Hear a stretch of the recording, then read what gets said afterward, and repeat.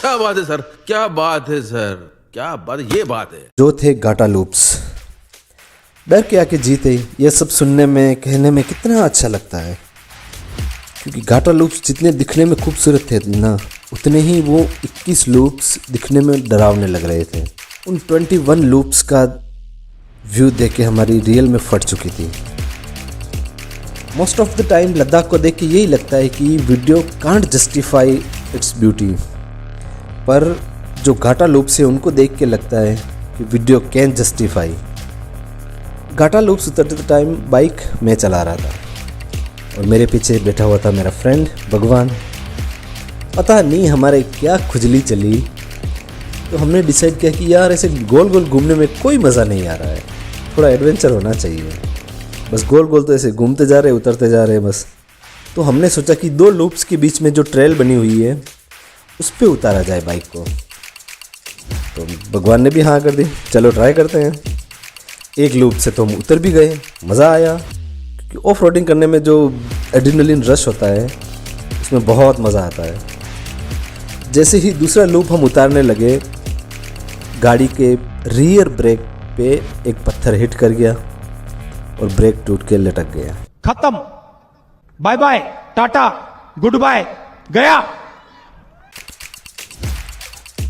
जैसे ही ब्रेक टूटा तो हम दोनों समझ चुके थे कि बाइक कांड तो हो गया। 2 लूप्स के बीच में अटके हुए थे हम। फिर भी जैसे तैसे करके धीरे धीरे बाइक उतारी और चुपचाप बिना किसी को बताए हम घाटा लूप्स तो पार कर गए। आगे जाके जैसे ही हमने ये बताया कि हमारी बाइक का ब्रेक टूट चुका है, जो गालियां पड़ी ना हमें, क्या ही बताऊं मैं। शाबाश बेटा। जैसे तैसे ब्रेक को बांध के हम आगे बढ़ते हैं अब हमें अराउंड 700 से 800 किलोमीटर फ्रंट ब्रेक पर ही बाइक चलानी थी, क्योंकि हमें वापस जाना था जम्मू। सरचू क्रॉस किया तो हम पहुंच जाते हैं बारालाचला पास। लद्दाख में पास को ला कहा जाता है, जैसे तंगलांगला, बारालाचला, खारदुंगला। ये ला सुन सुन के हमारी आदत ही ऐसी हो गई थी कि हम भी ऐसे ही बात करने लग गए थे, जैसे चाय ला, पानी ला, बाइक ला, खाना ला। बारालाचला क्रॉस करके हम जिंजिंग बार क्रॉस किया। जिंजिंग बार क्रॉस करके जैसे ही हम आगे बढ़ रहे थे तो हमने देखा कि रविंद्र जी के पास जो बाइक है ना, उसका रियर टायर पंक्चर हो चुका है। प्रॉब्लम नहीं थी ज़्यादा बड़ी है, क्योंकि हमने पंक्चर किट कैरी किया हुआ था। पता है प्रॉब्लम थी क्या? प्रॉब्लम ये थी कि हमने पंक्चर किट कैरी कर रखा था, वो भी ट्यूबलेस टायर का। और सबसे अच्छी बात क्या है पता है? सबसे अच्छी बात ये थी कि चारों बाइक में से किसी भी बाइक का कोई भी टायर ट्यूबलेस नहीं था। हमारी प्रिपरेशन। मकसूद जी वापस गए जिंजिंग बार हेल्प लेने के लिए, और तब तक हम सड़क के किनारे फैल के लेट गए।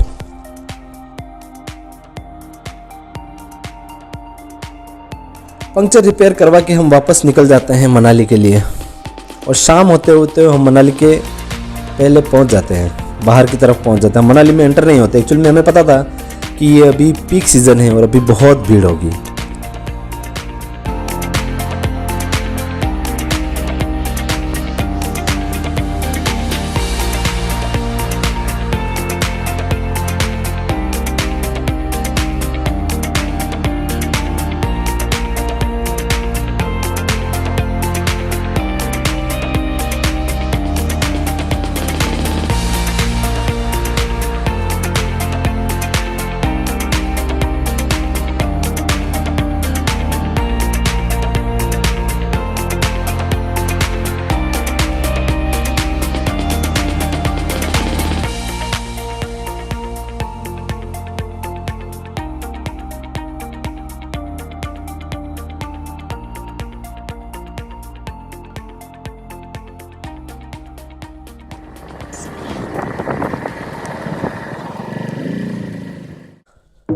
सुबह उठते हैं तो वहाँ का नज़ारा कुछ ऐसा था।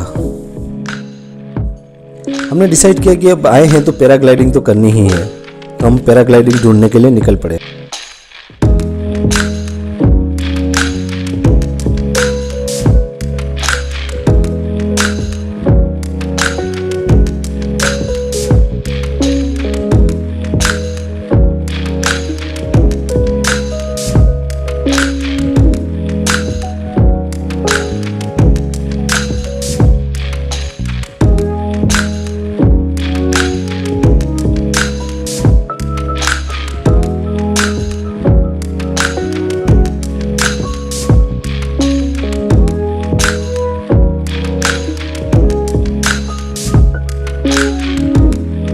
एक जगह हमें पैराग्लाइडिंग मिल भी जाती है, तो हम अब ट्राई करते हैं अपनी लाइफ का सबसे शानदार एक्सपीरियंस, जो था पैराग्लाइडिंग।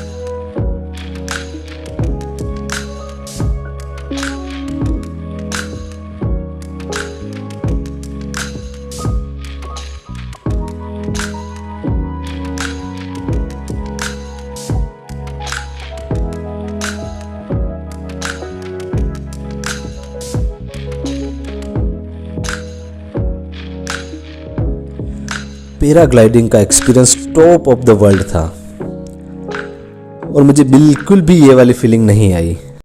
मैं माता चोर हूं जो इसमें आया। पैराग्लाइडिंग करके हम निकल पड़े जम्मू के लिए।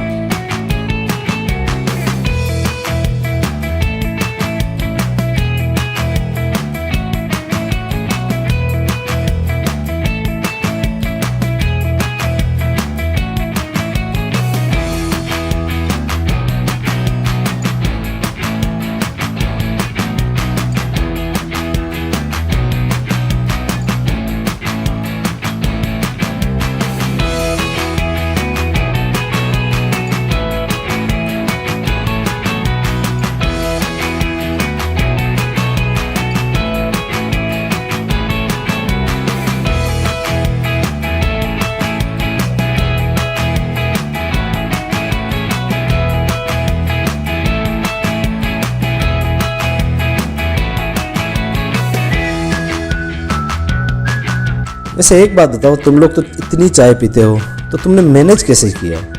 कैसे करते तुम? एक दूसरे को कैसे बोलते थे, कैसे रुकते थे? मैंने और भगवान ने ये डिसाइड कर रखा था कि मैक्सिमम से मैक्सिमम 1 घंटा बाइक चलानी है, फिर रुक के चाय पीनी ही पीनी है, चाहे जो हो जाए। तो हम क्या करते कि बाइक को स्पीड में भगाकर सबसे आगे निकल जाते हैं। हमें लगता था कि अब रुकना है, तो हम हाथ से इशारा कर देते थे चाय का। सब लोग रुक के खूब गालियाँ देते थे, पर रुक के खुद चाय भी खुद सब पी लेते थे। ऐसा नहीं है कि कोई पीता नहीं था, पीते सब थे, पर गालियाँ सिर्फ हम दोनों को पड़ती थी।